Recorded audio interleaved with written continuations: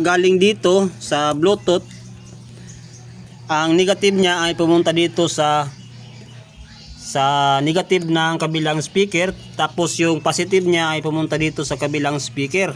Yan, sa positive.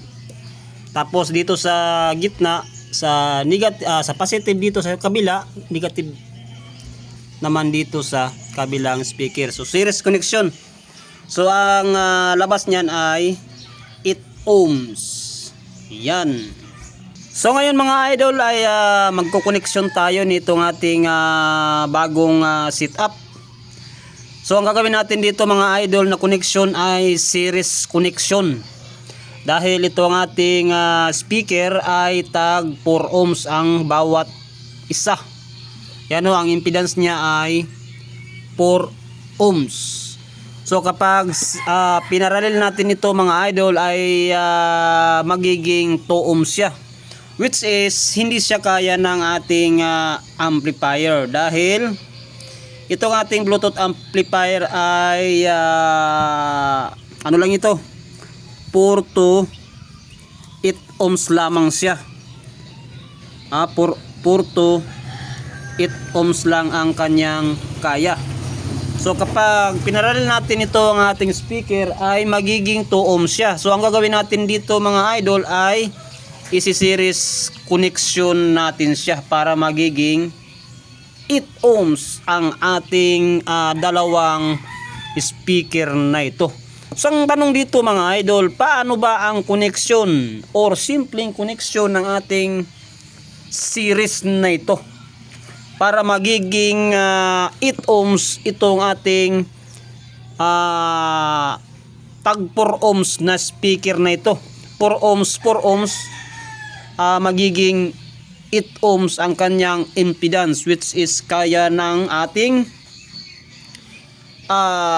optical na D50. Ito ang kanyang chord, negative, positive. So mapapansin natin dito sa negative niya sa isang speaker ay dito siya papunta. Yan o.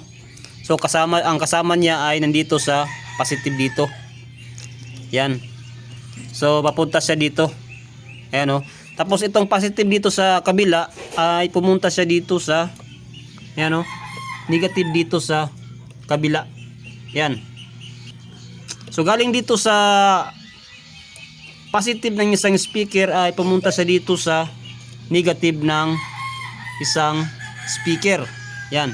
Tapos itong cord nito, wire nito ay ang negative niya ay nandito sa kabilang speaker at saka yung positive niya nandito sa kabilang speaker. At saka itong dulo niya mga idol, yan o. Oh, papunta naman siya dito sa ating Bluetooth sa kanyang speaker. Yan. Yan o, yung blue niya. May nakalagay naman dito mga idol na positive speaker. Yan, positive SP, negative. Yun, so ibig sabihin sa speaker yan. So dito ang lagayan ng dito sa speaker. So hindi na natin kami gagamitin itong Twitter speaker niya. Dito sa speaker niya kasi two-way naman siya. Wala naman siyang problema. Wala na tayong ginagamit na Twitter dito. So ito na lang yung gagamitin natin, yung speaker. Yan. So automatic na yan mga idol. Yan, kakabit natin.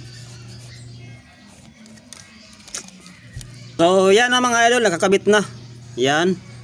So i-review lang natin na galing dito sa Bluetooth.